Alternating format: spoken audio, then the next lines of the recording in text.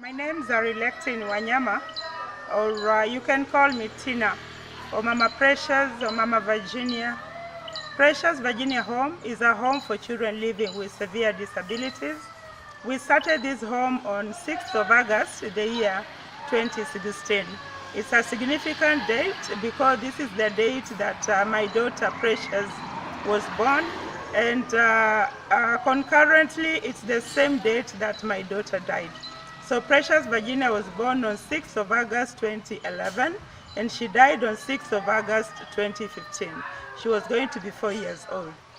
We decided to do a home in memory of Precious, and we decided because there are many programs that many people are doing, but I did not see a home that has been set aside specifically for children living with severe disabilities.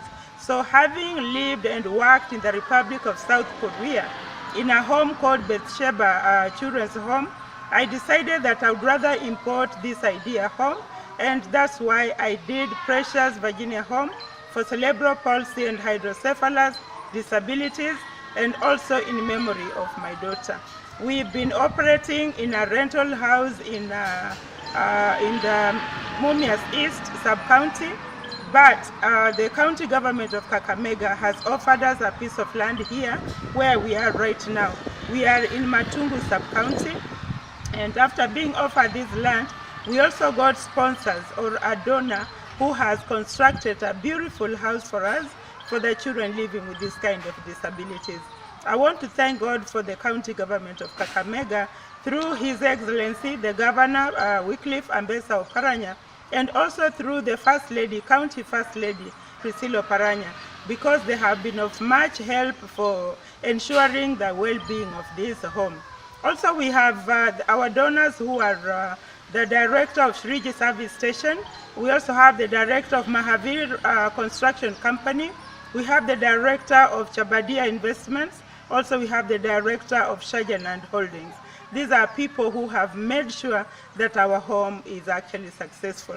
Now, Precious is currently housing 16 children living with hydrocephalus and cerebral palsy, but we have registered about 53 children. And right now we can only house 16 because of space. But in future, we are hoping by the grace of God that we'll have more room to accommodate the children that do really need a home to stay. We normally target children who are from very poor backgrounds, but also along the way we've gotten children who are just from fair-to-do, families that are well-to-do, but they would like their children to be in a place where they can be sure of their safety, and also because of the love that they can be offered. We are experiencing some challenges in Precious Home. As you can see, we have the building ready now for occupation, but we do not have the equipment that we need to make the children's life comfortable. For example, in the dormitory for the children, we do not have enough beds, and we don't have enough mattresses. So you find that children live, they share a bed 2 or 3, which is very uncomfortable for a disabled child. Also, the caregivers, they need to have a specific bed where they can also be comfortable, they can sleep among the children, and to monitor their well-being during the night. Our kitchen is not furnished. We have a complete modern kitchen, but it's not furnished. So we need a few things that we can, just the modern way of living. We need a fridge, we need a cooker, we need kitchen appliances like fruit juicers, blenders, like a rice cooker, and stuff that can make our life much easier. The reception area is not furnished. We need at least an office table and a cabinet where we can keep our stuff. We have also the washing area, the laundry, where we need a washing machine, and also a few things that can make our life easy. And also we have an issue to do with water. We have a shallow dug well, which is manual, with a manual pump. So we prefer if we can have our water drilled and we can be assured of water the 12 months of the year. We do have some rainwater, but we don't have enough storage. We only have a 3,000 water tank, which is not sufficient.